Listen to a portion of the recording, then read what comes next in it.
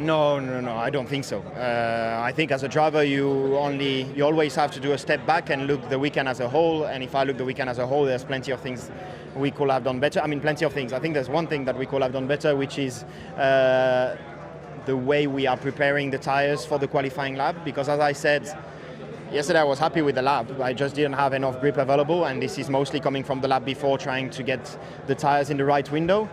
And from that moment, that puts us in a very difficult situation for the rest of the weekend, because starting P8, you cannot do much more.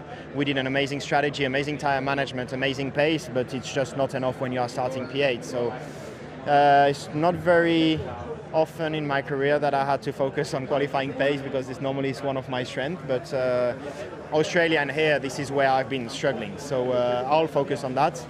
But normally when I work on something, I get better at it quite quickly, so I'm confident I'll make improvements quickly. Yeah, because when we look at last year, you were getting the poles, but the race wins and the results weren't coming. So you're working really hard to switch that around this year and, well, to make them both level, I guess, to make them both as good as each other.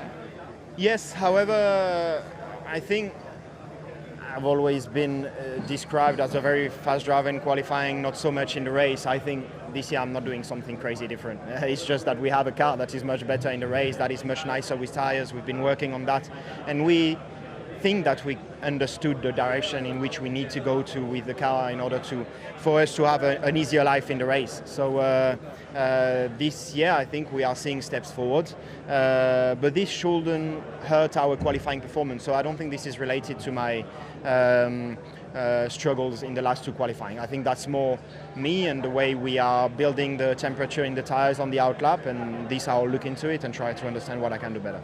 Is your battle this year with Carlos, or can you two challenge the Red Bulls, or are they too far ahead? Sorry? Is your battle this year with Carlos, or can you challenge the Red Bulls, or are they too far ahead?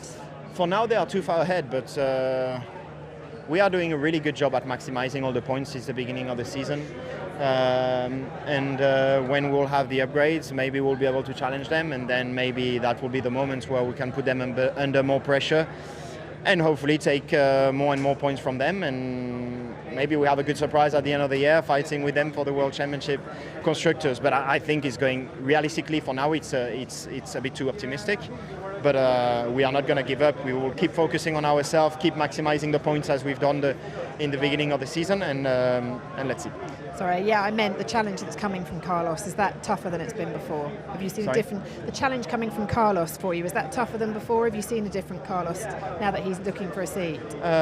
Carlos has always been strong. I think one race he was a little bit stronger, one race I was a little bit stronger.